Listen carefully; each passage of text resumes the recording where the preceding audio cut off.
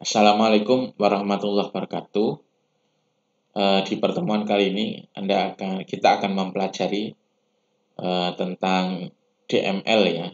DML itu singkatan dari Data Manipulation Language ya.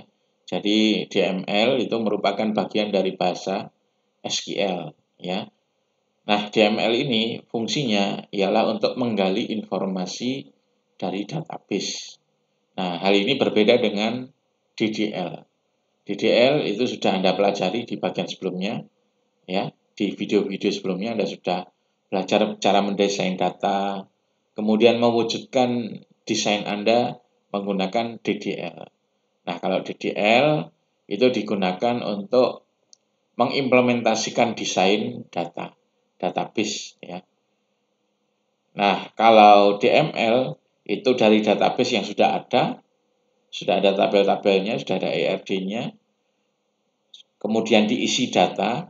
Nah, kemudian kita belajar untuk menggali informasi dari data-data yang ada di database. Itulah fungsi dari DML, ya. Jadi ini berbeda. Nah, saya harap Anda sudah menginstal ini ya, software DBMS-nya, ya, SQL Server yang Express. SQL Server Express itu gratis. Kemudian untuk menjelaskan tentang DML ini, saya menggunakan contoh kasus database Northwind. Jadi selain Anda menginstal SQL Server, silakan menginstal Northwind dulu agar bisa mencoba perintah-perintah yang ada di slide. Nah, perintah pertama itu yaitu select ya, select yang paling mendasar. Contoh, select bintang from employees. Nah, jadi di sini kita dengan perintah select ini itu ingin menampilkan isi dari tabel employees. Jadi tabel yang akan ditampilkan isinya itu ditulis di bagian from-nya aja.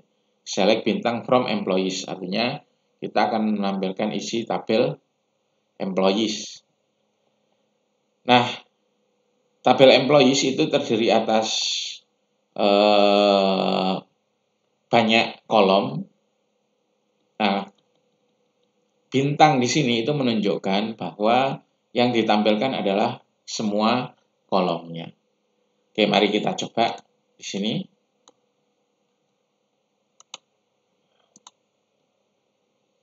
Nah, di sini database-nya sudah Northwind ya. Kalau belum, harus Anda ubah dulu ke Northwind. Ini saya blok, kemudian execute. Nah, ini isi dari tabel Northwind ya. Jadi di sini ada 9 baris. Ya, dari baris 1 sampai baris 9. Jadi isinya kesemuanya adalah 9. Kemudian di sini bintang itu menunjukkan kolom-kolom yang ditampilkan. Kalau bintang artinya menampilkan semua kolom. Nah, saya harap di sini jelas ya. Soal, ya, ini kita coba ya. Kita ingin menampilkan isi tabel supplier, kemudian ingin menampilkan isi tabel produk. Nah, mudah saja. Ya.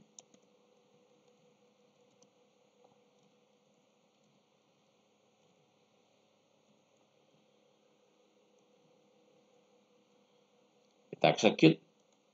Nah, ini isi dari tabel supplier ya. Nah, di sini ada 29 baris data. Ya, supplier itu tabel supplier itu berisi data tentang supplier yang memasok barang ke Northwind ini. Jadi ada 29 perusahaan yang masuk barang ke Northwind ya.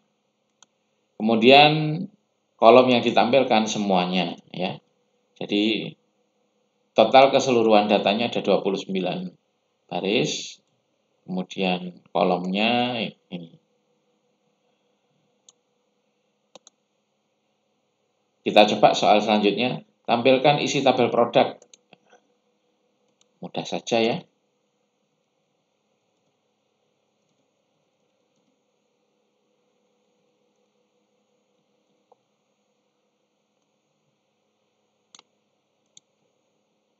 Nah, ini isi tabel produk.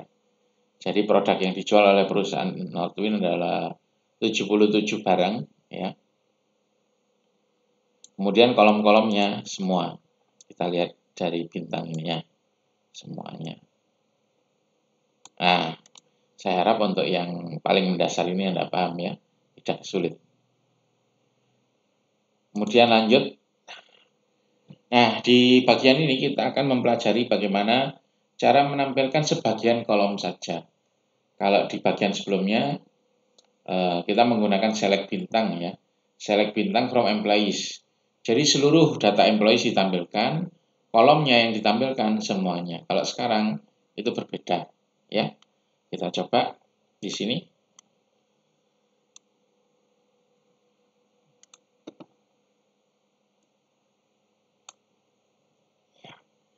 Oke, kita eksekusi yang pertama dulu, yang standar. Baris datanya ada 9 ya. Kemudian kolom yang ditampilkan semuanya. Kemudian untuk yang query kedua kita jalankan. Nah, baris datanya tetap 9. Jadi kita menampilkan semua data ya atau semua baris. Tapi kolomnya yang ditampilkan adalah kolom ini saja ya. Yang ditulis di belakangnya select ya. Employee ID, first name dan last name. Employee ID, first name dan last name. Nah, jadi kita bisa menggunakan versi pertama atau versi kedua ya. Kalau versi pertama itu menampilkan seluruh kolom, select bintang. Kalau versi kedua menampilkan kolom yang ditulis saja. Ya. Kemudian kolom di select itu bisa diberi alias ya. Kita coba di sini.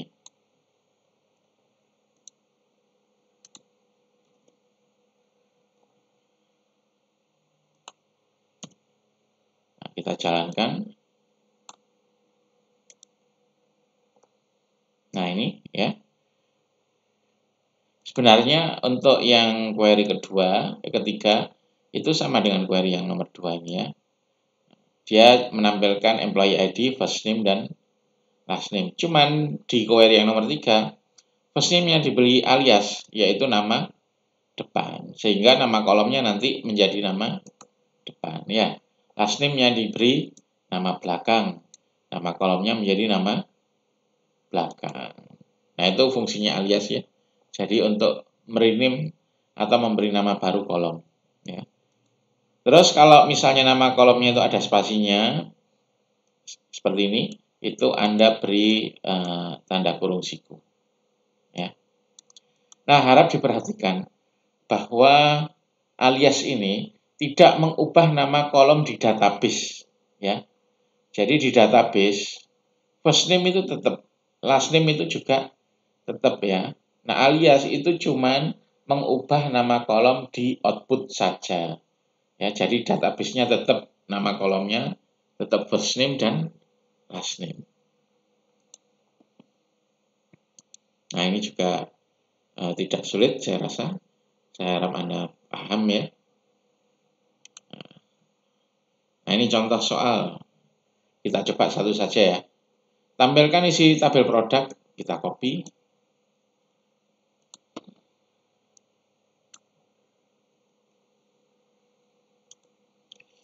Kita komen dulu ya, agar tidak dianggap perintah SQL. Jadi komen di SQL itu minus 2 kali.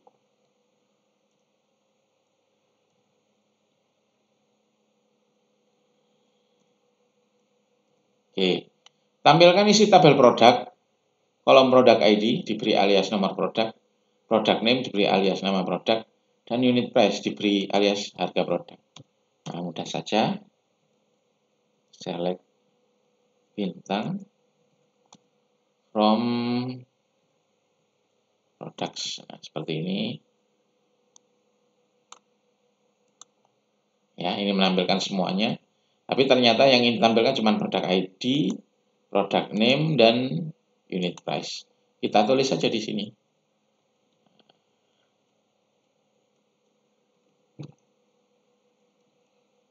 Produk ID,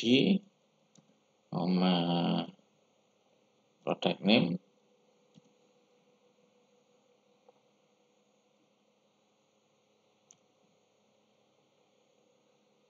unit price. Nah, seperti ini ya, kita jalankan.